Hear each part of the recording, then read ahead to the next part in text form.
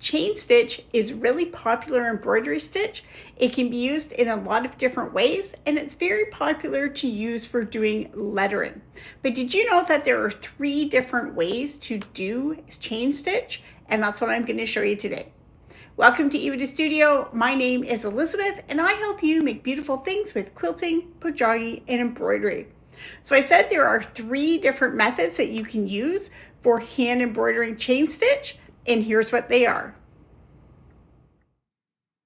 So I have this little Christmas embroidery, and I'm going to demonstrate the 3 different methods. So the first method for chain stitch is probably what some people call like the regular method, and this is done with the sewing technique. So I brought my needle and my thread up to the front, and then I'm going to go back in the same spot and just take a little stitch.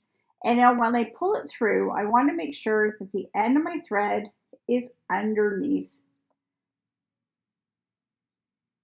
the needle, and that will give this little loop.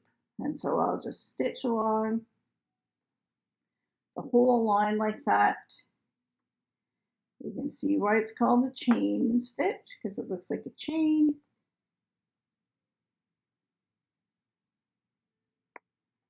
And then when we get to the end of the last chain, we're just going to take a little stitch down over top of the loop we have to keep it in place. You don't want to pull these too tight. You want to keep them a little bit loose because that's what gives the openness in the chain. Now, if you're embroidering at different angles, you can always turn the hoop so that you're stitching at whatever angle is most comfortable for you.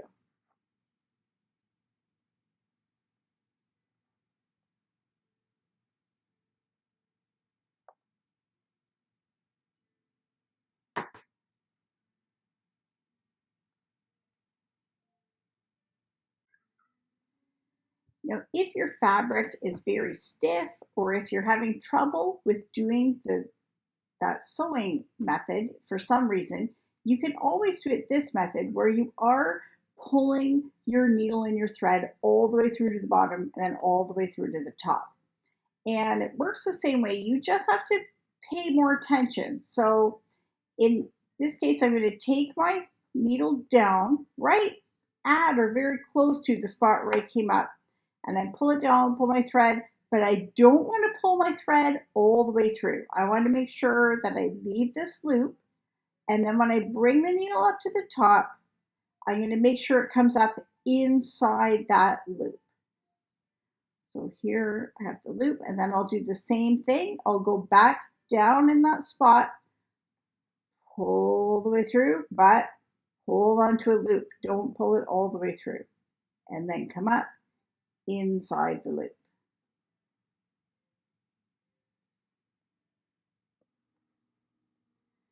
Now with this method, when you get to the end of the line, you would end this in the same way. You would just take a little stitch, except that in this situation, I'm stitching a ring or a loop. So what I can do here is, instead of taking another chain and then taking a small stitch, I can bring my needle into that loop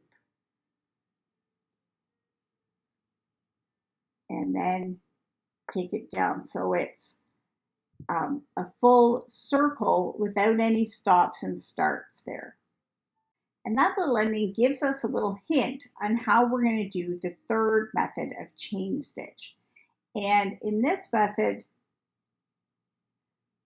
we're going to do what might be called reverse chain stitch or backwards. We're going to start with a little tacking stitch, and then I'm going to come up a bit away from there, and then I'm going to slide my needle underneath that tacking stitch, and that creates the chain.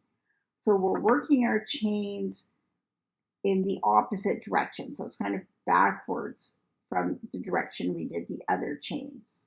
So I'll come up away and then loop underneath that chain that's there. So I'm not piercing the fabric, I'm not piercing the thread, I'm just sliding the needle between the fabric and the thread.